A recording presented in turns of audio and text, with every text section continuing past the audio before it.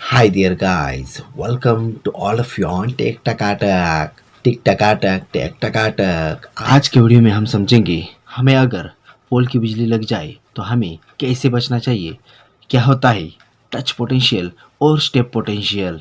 Actually किसी भी transmission line में सबसे ऊपर से जिस वायर को लेके जाते हैं उस वायर को अर्थिंग वायर कहा जाता है। एक्चुअली ये अर्थिंग वायर क्या करता है, एक्स्ट्रा करंट को जमीन में डाल देता है।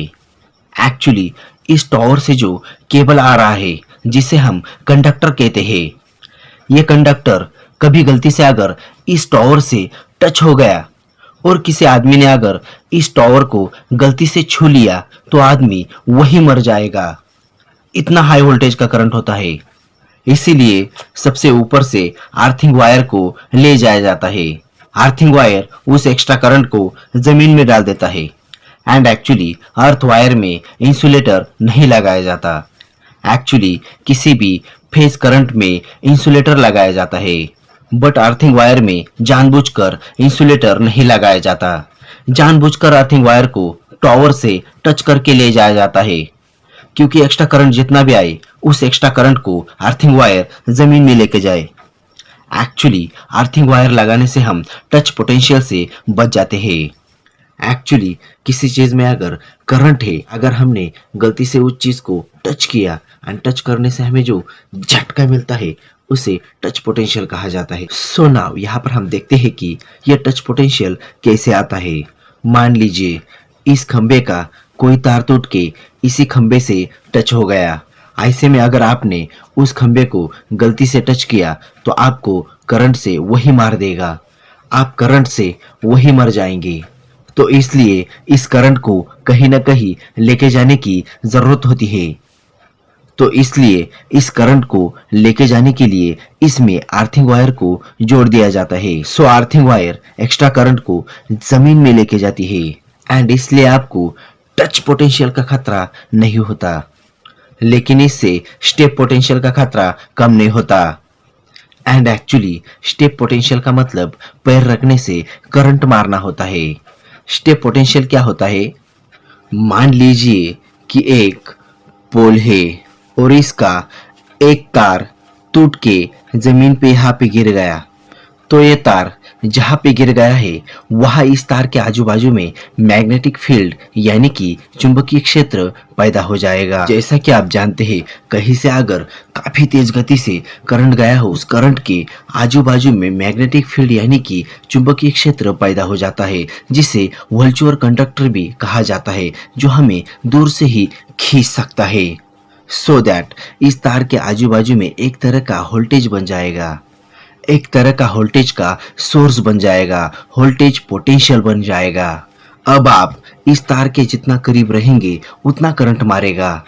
मान लीजिए कि आप इसके करीब 80 में है और मैग्नेटिक फील्ड के सेंटर में 100 है और इसके बाहर 60 है, और दूर जाएंगे तो ये 40, 20 और 10 इस तरह से कम होता जाएगा। सो नाउ यहाँ पर अगर आप इसमें पैर रखेंगे तो ये करंट मारेगा, तो उसे कहते हैं स्टेप पोटेंशियल, और ये बहुत खतरनाक होता है। बट यहाँ पर आप ध्यान से देखिए स्टेप पोटेंशियल किस तरह से मारता है। यहाँ पर मान लीजिए कि आपका जो एक पैर है ये 60 में है और आपका दूसरा जो पैर है वो 40 में है, तो यहाँ पर कितने वोल्टेज का डिफरेंस आया, 20 के वोल्टेज का डिफरेंस आया। आपको 20 केवी के वोल्टेज से मारेगा। तो इससे बचने के लिए जब आप अपने दोनों पैरों को एक साथ रखकर कूदते हुए दौड़ेंगे तो यह आपको करंट नहीं मारेगा, क्योंकि वोल्टेज का डिफरेंस नहीं होगा। एक्चुअली वोल्टेज में जब तक डिफरेंस नहीं आएगा तब तक करंट नहीं मारता। एंड एक्चुअली मैग्नेटिक फील्ड का जो एरिया होता है वो लगभग 10 से 15 मीटर तक होता है, इसलिए आपको इस तरह के कंडीशन से बचने के लिए 10 से 15 मीटर तक कूदते हुए दौड़ना पड़ेगा, तभी आप इस तरह के कंडीशन से बच सकते हो।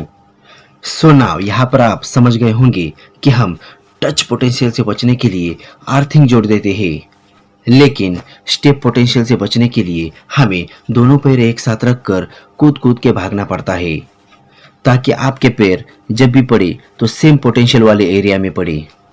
फैला के भागेंगे तो मार देगा करंट, वही मर जाएंगे।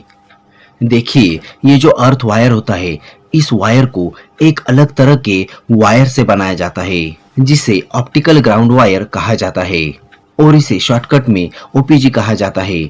ओपी से ऑप्टिकल और जी से ग्राउंड होता है, यानी कि ऑप्टिकल ग्राउंड वायर कहा जाता है। एक्चुअली ये जो ऑप्टिकल ग्राउंड वायर होता है, इसके बाहर का जो कवर होता है, यह आपके एसीएसआर का ही होता है, यानी कि एल्यूमिनियम का ही बना होता है। और इसके अंदर का जो वायर होता है, वो इंटरनेट ले जाने वाले ऑप्टिकल फाइबर का बना होता है, जिसमें से पूर्ण आंतरिक परावर्तन टोटल इंटरनल रिफ्लेक्शन द्वारा इंटरनेट को ले जाया जाता है। तो आपके शहर में जो इंटरनेट आता है, वो इसी के जरिए आता है, जिसे बड़ी बड़ी कंपनियां खरीद लेती है, या फिर उनका अलग से केबल भी हो सकता है, बट इसमें सस्ता पड़ता है। एक्चुअली यहाँ पर केवल अर्थिंग की ही जरूरत थी, एक तीर से दो निशाने हो गए। और इसी के माध्यम से बिजली विभाग भी एक सबस्टेशन से दूसरे सबस्टेशन में बातचीत कर सकते हैं। एक्चुअली जब हम किसी अर्थिंग के पावर लाइन के द्वारा से, यानी कि ऊपर वाले वायर से कम्युनिकेशन करते हैं, तो उसे पावर लाइन केयरिंग कम्युनिकेशन कहा जाता है, यानी कि पीएलसीसी कहा जाता है। यानी कि ये जो आपका ऊपर वाला वायर है, इससे आपका पीएलसीसी का भी काम हो सकता है। एक सबस्टेशन से दूसरे सबस्टेशन तक आप जो भी मैसेजेस वगैरह भेजना चाहते हो या फिर सिग्नल्स वगैरह भेजना चाहते हो, भेज सकते हो। सो दैट यह था पूरा लेआउट। वीडियो कैसा लगा आप हमें कमेंट करके बता सकते हैं, एंड इसके बारे में और भी जानकारी चाहिए होगी देन इसका लिंक मैंने डिस्क्रिप्शन बॉक्स में दिया हुआ है। और अगर आप चाहिए देन हमें अदर सोशल मीडिया प्लेटफॉर्म पे भी फॉलो कर सकते हो। एंड अगर आप इस तरह के और भी इंफॉर्मेटिव एंड टेक्निकल वीडियोस को देखना चाहते हो देन ऊपर आई बटन के लिंक पर क्लिक करके आप हमारे all informative and technical videos को यूट्यूब पर देख सकते हो। सो दैट इस वीडियो को आप ज़्यादा से ज़्यादा शेयर करें, ताकि इससे और भी ज़्यादा लोगों का फायदा हो सके। एंड लाइक एंड सब्सक्राइब करना ना भूलें, and most important hit that bell icon, ताकि इससे आगे आने वाली वीडियोस की नोटिफिकेशन आपको सबसे पहले मिल सके। So thanks for joining me, stay tuned with me on tech Takatak. Bye bye.